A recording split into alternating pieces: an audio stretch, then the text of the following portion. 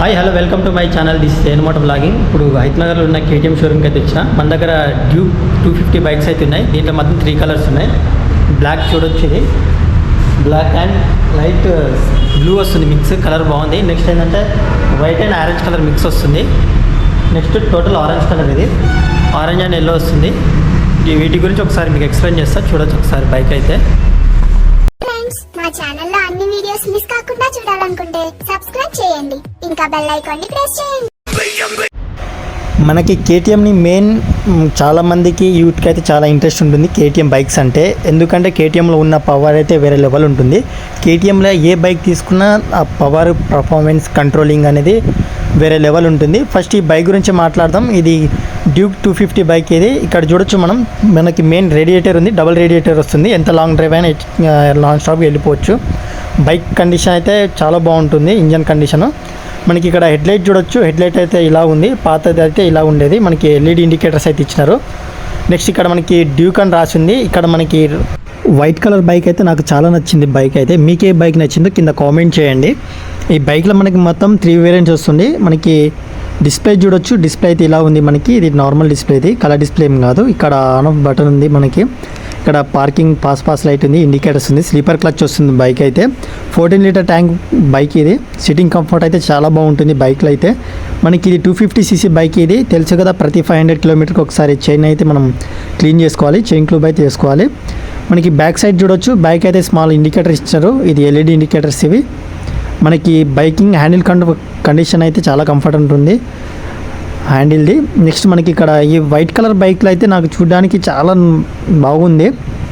మనకి ప్రతి బైక్కి మనకి ఇక్కడ స్ప్రింగ్ అనేది మిడిల్ ఉంటుంది కదా. ఈ కేటీఎం బైక్ ఏంటంటే ఇలా సైడ్కి ఇచ్చినారు. ఈ లుక్ కూడా బాగుంది చూడడానికి. డబల్ ఛానల్ ఏబిఎస్ వస్తుంది. మనకి వెనకాల బైక్ బ్రేక్ కూడా ఏబిఎస్ ఉంది. పాత బైక్ వెహికల్స్కి అయితే మనం సింగిల్ ఛానల్ ఏబిఎస్ వచ్చేది.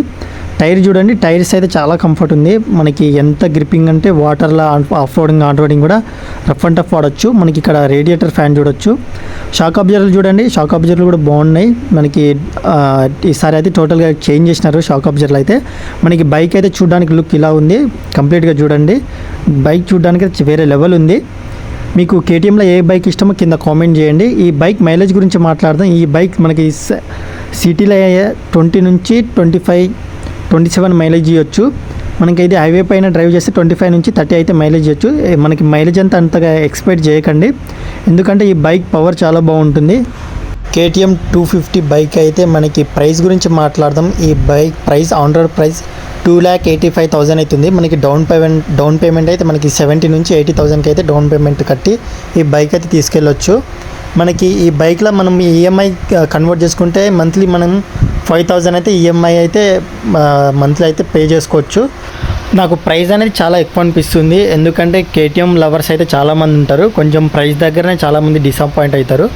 కేటీఎం కొంచెం ఎలాగైనా సరే ప్రైస్ అనేది కొంచెం తక్కువ చేస్తే ఇంకా బాగుంటుంది. ఎందుకంటే 2,80,000 అయితే చాలా ఎక్కువ. అది మన ఈఎంఐ కన్వర్ట్ చేసుకున్న 3 lakh పైకి వెళ్ళిపోతుంది. 3 lakh ఆల్మోస్ట్ ఆల్ ప్రైస్ అనేది మనకి చాలా ఎక్కువ అవుతుంది. కొంచెం ప్రైస్ అనేది తక్కువ చేస్తే బైక్లు అయితే బాగుంటుంది. బైక్స్ అయితే చూడడానికి అయితే చాలా బాగుంది. నాన్ స్టాప్ బైక్స్ ఇవి. మనం లాంగ్ డ్రైవ్కి అయినా, సిటీలో అయినా సరే ఎంత రఫ్ అండ్ టఫ్ అయినా డ్రైవ్ చేసుకోవచ్చు, ఎటువంటి ప్రాబ్లం ఉండదు బైక్లో అయితే. చూడండి, మీకు బైక్లో ఏ కలర్ నచ్చిందో కింద కామెంట్ చేయండి.